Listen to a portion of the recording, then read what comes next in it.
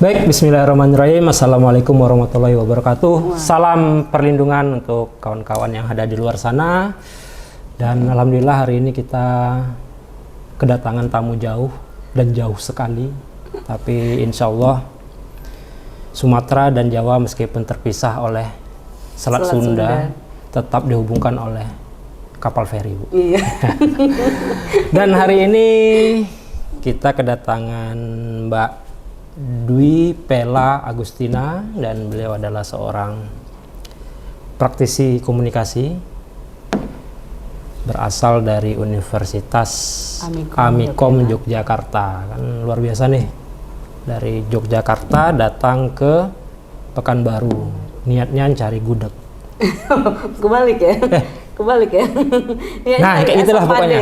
Cari asam padeh patin. Asam padeh patin. Nah, kedatangan Mbak Dwi Pela ini hari ini kita ajak ngobrol masih berkaitan dengan perlindungan perempuan dan anak.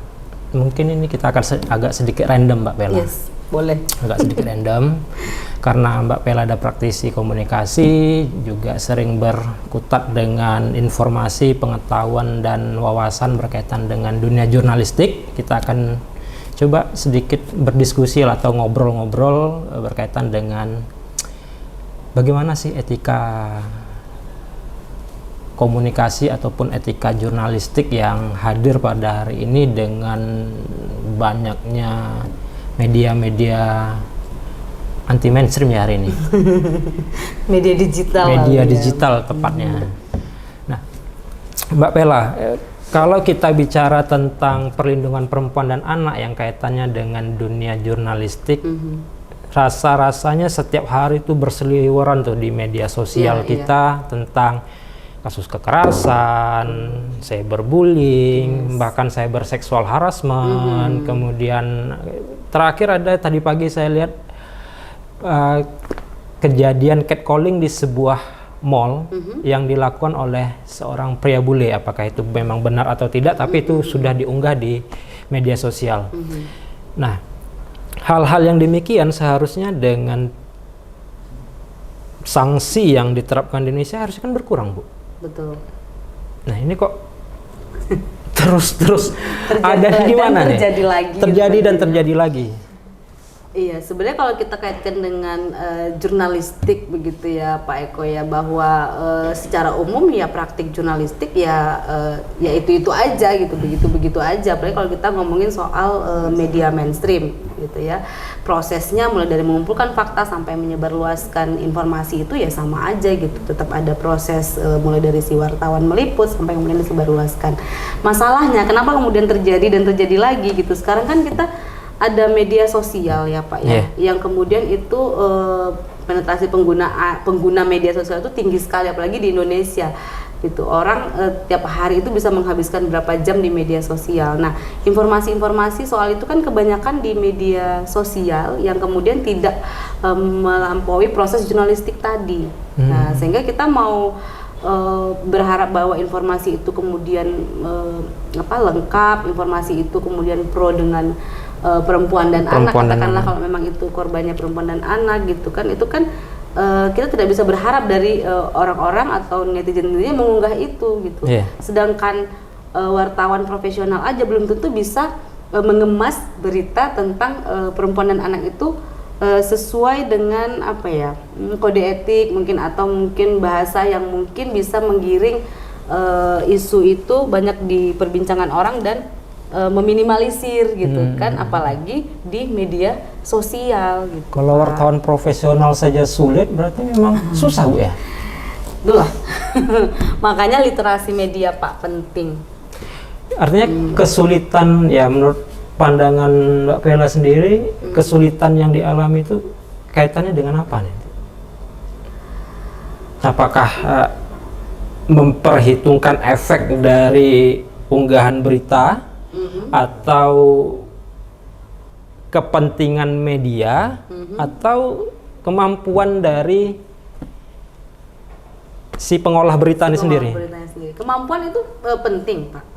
Ya, kemampuan dia mengolah informasi ini gitu kan, supaya kemudian itu berita bisa diterima orang, kemudian itu bisa juga berpihak pada kebenaran seperti itu. Tapi di lain sisi bahwa yang menerima pesan atau efek tadi dari berita itu kan kita nggak bisa juga untuk mengontrol kan, apalagi dengan media sosial gitu.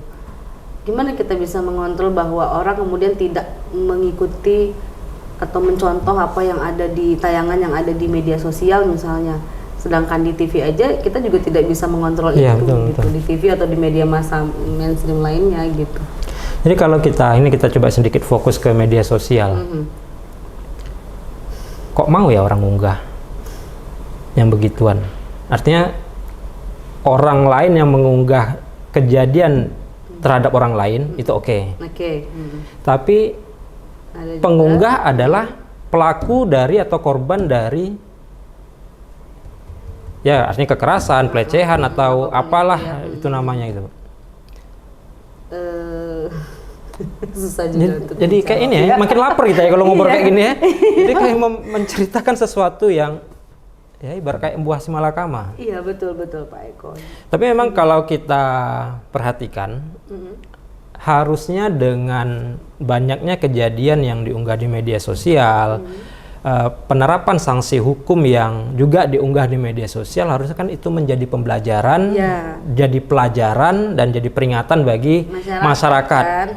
Betul. Tapi kebelakangan ini, kita nggak usah sebut nama lah. Dengan semangat berapi-api dia justru mengunggah apa yang dia alami. Apa yang dia alami di rumah tangga. Itu kayak mana tuh? Ya kalau itu kan orang-orang yang kemudian mengedepankan sensasi bukan sih Pak Eko. Jadi kayak memang ya di situ itu emang udah kayak ya jalan hidupnya dia memang selalu seperti itu gitu. Jadi apa-apa diunggah di media sosial. Nah, sebenarnya kan kalau kita bicara media sosial dan menggunakan media sosial itu kan memang ada tahapannya. Bagaimana seseorang itu pada akhirnya harus dewasa menggunakan media sosial gitu. Jadi nggak semua apa yang kita alami, bahkan hal-hal pribadi pun kita unggah di media sosial gitu loh Pak. Berarti kalau gitu lebih ke literasi untuk menggunakan medianya untuk masyarakat siapapun itu, untuk semua orang menurut saya. Ya walaupun mungkin yang Bapak maksud adalah orang yang mungkin dia punya mungkin pendidikan yang lebih tinggi misalnya. Lebih tinggi bisa orang juga terkenal misalnya tokoh atau apa gitu. Tapi ternyata bermedia sosialnya tidak dewasa gitu kan. Atau justru dengan itu sekarang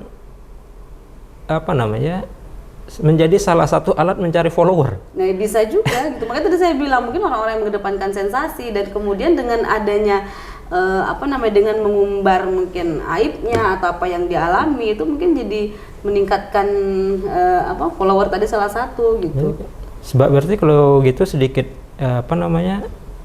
kesimpulan bahwa sebahagian masyarakat kita nggak dewasa dalam bermedia sosial. Ya, saya bisa bilang begitu. Saya amati tuh Pak, misalnya dan polanya akan berbeda misalnya pengguna Instagram, Twitter, dan Facebook itu kan masing-masing tuh kayak punya ciri khas masing-masing gitu ya.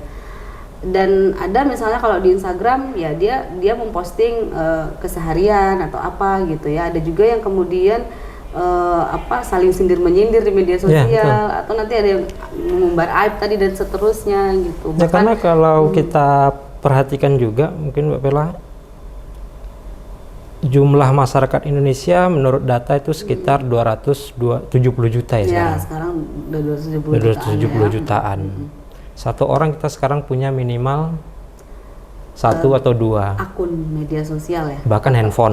Oke. Bahkan smartphone. Smartphone-nya nggak cuma 1 gitu ya. Untuk kelompok kalangan usia tertentu, misalnya punya Instagram itu bisa sampai 5. Ya. Jadi kalau kita kalkulasikan bisa 4 kali lipat jumlah tadi warga kita itu. Jumlah warga negara Indonesia. Betul. Kemudian mengunggah hal yang demikian. Terus siapa yang memperbaiki nanti semuanya?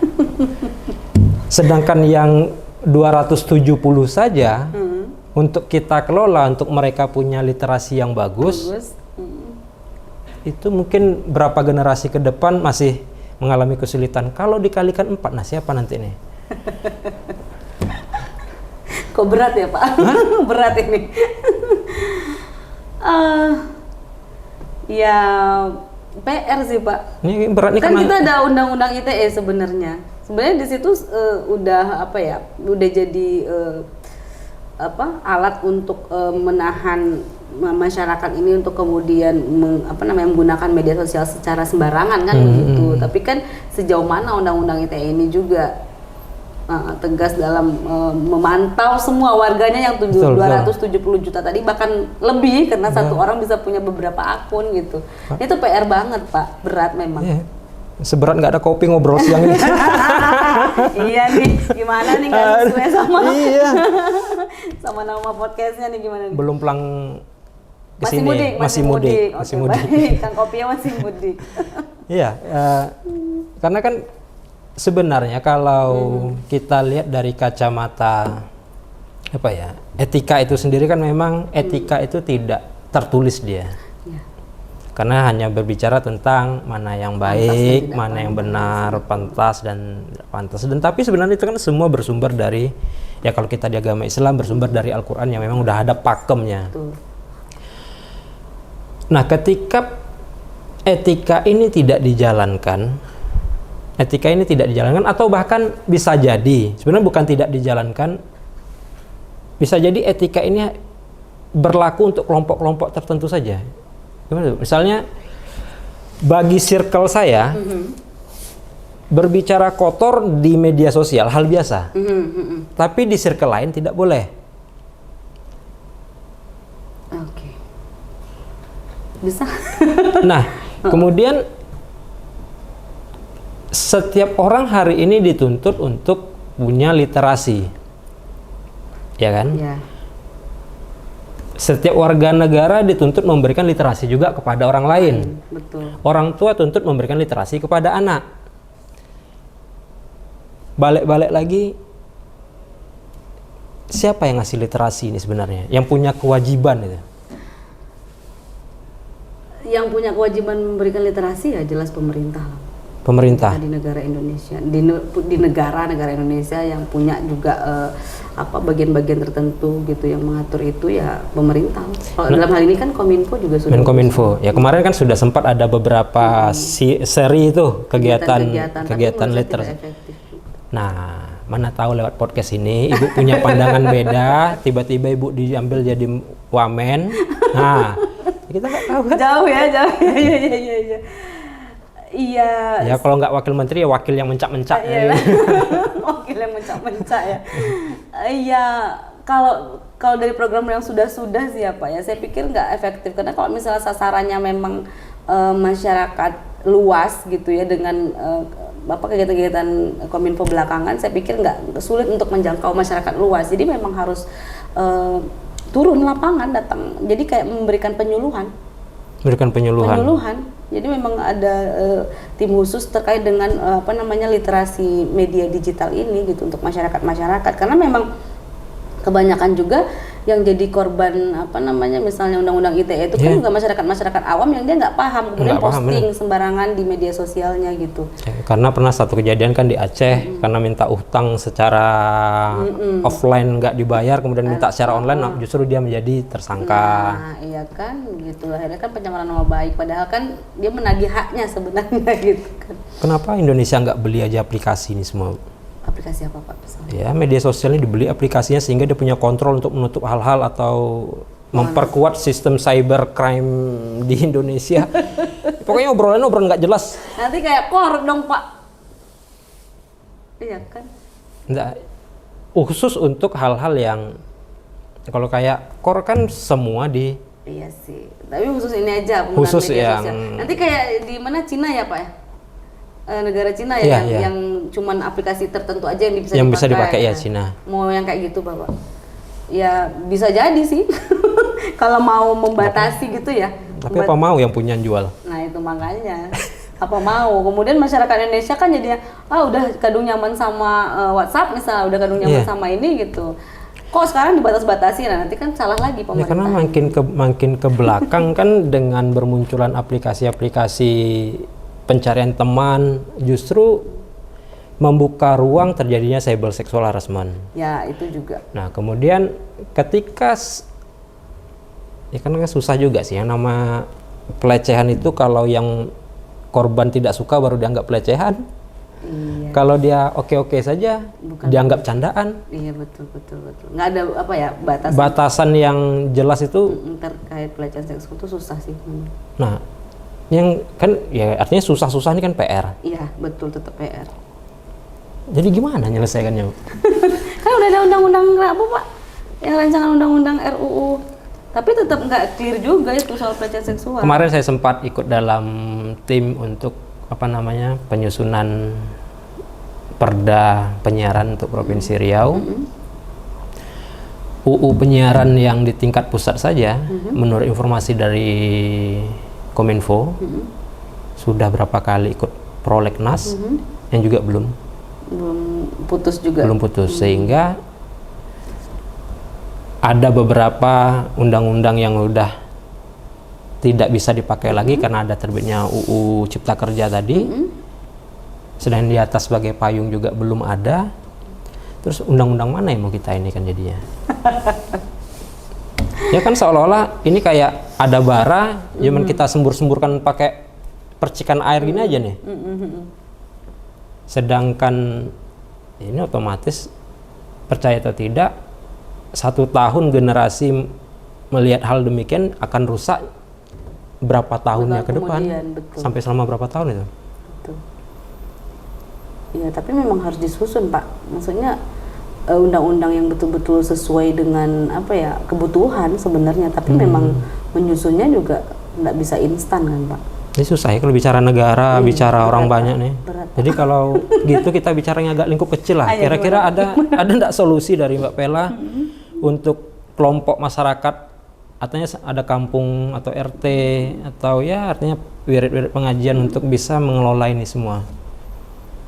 Katanya sama literasi tadi. Bisa jadi. Karena khawatir sekarang malah yang wirid pengajian malah. Kenapa Pak? Minta digoda ibu-ibunya. Serius Pak? Lah, saya ada beberapa unggahan. Mereka adalah ibu-ibu pengajian, termasuk bapak-bapak pengajian. Posting, gunakan filter, diunggah di media sosial. Ih cantik ibu nih Terus? Kalau si ibu tidak suka, itu masuk dalam kategori pelecehan. Nah artinya dengan mengunggah foto pribadi di media sosial, bukankah itu salah satu bentuk cara kita mengundang orang untuk melakukan pelecehan terhadap kita? Mengunggah foto anak, mengundang orang untuk menculik anak kita. Ya enggak bisa dibilang gitu juga lah Pak Eko. Itu gimana? Maksudnya kan ya menggunakan media sosial itu kan memang haknya si pengguna akun ya gitu. Dia mau posting apapun gitu. Cuman memang untuk mengunggah itu juga perlu sharing before saring before sharing itu kan memang perlu gitu, bahwa yang kita posting ini apa dulu. Kalau misalnya kemudian dia share foto selfie misalnya gitu, apakah kemudian dengan selfie itu mengundang orang untuk melakukan bully atau melakukan pelecehan seksual sama dia, kan ya tergantung si orangnya gitu kan, orang yang melihat foto itu gitu. Jadi berarti supaya kita nggak ngundang, ya masa nggak posting sama sekali Pak? Nah ini kan jadi tambah ribet lagi kan. Jadi ngapain pakai media sosial? Sama dengan kita pulang kampung Lebaran, pulang kampung nih, rumah kita kemalingan, maka pihak kepolisian menyarankan untuk tidak menginformasikan untuk analoginya nggak sama, beda. Itu apple to apple nggak sih Pak kalau bandinginnya kayak gitu? Dengan kan artinya sama-sama mengundang nih, mengundang orang maling, satu mengundang orang untuk melecehkan gitu. Iya, baik secara verbal. Ya, terutama kalau media sosial kan verbal. Iya, Analoginya gitu ya Pak ya? Ya, Iya. Nggak apa-apa kalau nggak, artinya kalau ada analogi lain nggak apa-apa gitu. Iya memang sih Pak. Misalnya gini, kalau kita dalam konsep komunikasi aja ya. Kita punya akun media sosial itu kan berarti kita adalah komunikatornya kan. Yeah. Nah, pengikut kita, follower kita itu berarti komunikannya yang dia bebas kan, punya persepsi apapun terhadap foto kita gitu. Jadi memang iya nggak bisa kita nggak bisa kita bendung juga, nggak bisa kita batasin juga mereka untuk mempersepsikan apa yang kita posting seperti itu. Jadi memang ketika kita memposting sesuatu di media sosial ya kita siap juga untuk menerima apapun itu, termasuk artis-artis yang sering dibully kan anaknya. Kalau dia posting anaknya, kalau dia posting apapun gitu, kadang kan dibully kan, netizen kan luar biasa tuh. Jadi kan, tapi kan tidak, maksudnya, apakah kemudian kita menyalahkan netizen yang komentar seperti itu, atau kita menyalahkan dia yang posting? Nah, yang salah siapa dong? Iya, ya udah nggak usah posting, nggak usah komentar. Kalau nggak usah posting, tapi nggak bisa juga kan? Tapi nggak bisa juga kan? Nggak bisa gitu Pak. Berarti kita nggak bisa bendung. Cuman untuk penguatan literasi kita mengarahkan, yuk kita posting hal-hal yang seperti apa. Ya bisa seperti itu. Pokoknya mulai dari Alif Lam Mim sampai ke surat An-Nas. Satu hari satu ayat. Diposting. Gak punya follower kayaknya. Ya enggak juga Pak, maksudnya kan orang kan punya segmen, kadang kan punya media sosial itu kan buat personal branding juga. Iya. Nah mungkin lebih dimanfaatkan media sosialnya untuk branding pekerjaan mungkin, jadi alih-alih memposting kehidupan pribadi yang justru membuka aib. Oke, berarti kalau begitu ini kan mungkin lewat ini kita bisa mengedukasi ke masyarakat juga sebenarnya bahwa silakan gunakan media sosial semaunya, seperti apapun, asalkan di setiap unggahan itu memberikan efek positif kepada masyarakat. Nilai-nilai agama, ya agama apapun kan nggak ada yang nilainya buruk, pasti nilainya bagus semua. Berarti itu yang harus kita bawa. Betul, atau informasi edukasi apa gitu Ya. kan, konten-konten. Silakan unggah foto diri, tapi lengkapi dengan caption apa misalnya, untuk meng-counter netizen yang membuli atau melakukan yang otaknya pelecehan. liar. Betul. Ya, netizen otaknya liar. Betul. Nggak bisa kita bendung tadi. Ya, apalagi kemarin ada di Trans TV ya Dul ya, yang nenek-nenek umur berapa tahun tapi kayak anak gadis itu. Itu kan nggak pakai filter. Nah kalau kayak saya ini bisa nggak kayak umur 5 tahun ya? Pakai aplikasi AI itu Pak, artificial intelligence bisa ya. Apalagi ya mumpung lebaran belum habis bisa minta THR gitu. Ada aja bisa Pak pakai AI Pak. Nah terakhir mungkin apa yang bisa kita lakukan sebagai ya orang-orang di kalangan akademik dan lain sebagainya untuk menangkal ya yang pikiran-pikiran liar tadi dan membantu masyarakat yang tetap ingin eksis di media sosial, ingin branding diri di media sosial. Gimana cara kita bisa terjun ke masyarakat dengan keterbatasan ya waktu, biaya? Ya bisa edukasi dengan konten-konten di media sosial juga sebenarnya, karena memang kan mereka seringnya mengakses media sosial kan Pak, jadi ya harus masif sih untuk memberikan literasi kepada masyarakat lewat media sosial juga, karena memang mereka di media sosial gitu. Terus kalau tadi saya sempat bilang bahwa ternyata nggak efektif nih program-program Kominfo kayak bikin webinar online dan seterusnya gitu ya. Terus harus terjun ke masyarakat, ya ke masyarakat yang seperti apa dulu baru bisa langsung terjun. Tapi kalau misalnya memang sasarannya adalah orang-orang pengguna media sosial ya lewat media sosial juga gitu. Jadi cuman mungkin kontennya dibikin masif aja gitu biar semua orang baca gitu. Dan kawan-kawan Bang Eko Ngopi saya yakin setelah dari sini nanti Pekanbaru ini naik pesawat ya, rencana ke Jogja sampai di atas Laut Sunda. Mbak Pela akan ketemu ide, begitu turun nanti akan mengajak selebgram yang ada di Yogyakarta atau sekitarnya. Yuk kita bikin konten edukasi untuk masyarakat terkait pemanfaatan media sosial yang baik dan sehat. Satu kata terakhir Mbak Pela. Bijak dalam bermedia sosial. Bijak dalam bermedia sosial. Ini bijak. Harus bijak. Yang nggak kesana. yang nggak bijak kena bijak, yang nggak bijak kena pijak. Yang nggak bijak nanti kena pijak. Oke, terima kasih kawan-kawan Bang Eko Ngopi. Ya, setidaknya udah nonton obrolan yang tak jelas arah kemana, tapi ada nilai. Semoga ada ya nilai. Tapi ada nilai edukasi di dalamnya bahwa silakan gunakan media sosial apapun, tapi perhitungkan dan pertimbangkan efek yang akan dihasilkan dari unggahan kita. Ya, betul. Nah, untuk yang beragama silakan pedomani tuntunan yang ada di kitabnya masing-masing. Bagaimana ya, kalau saya itu sempat dulu membuat syarat sah wajib menggunakan media sosial. Jadi kalau belum penuh syarat sah wajibnya, jangan pakai media sosial. Jangan pakai media sosial. Sepakat itu. Ada tapi bikin buku. Belum jadi buku, baru jadi PowerPoint doang.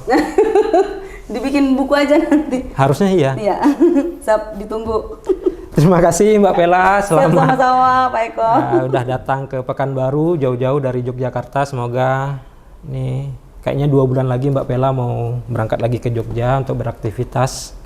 Ya, 2 bulan lagi. Biar lama-lama di sini. Sampai ketemu kawan-kawan di Bang Eko Ngopi selanjutnya. Terima kasih. Assalamualaikum warahmatullahi wabarakatuh. Salam perlindungan.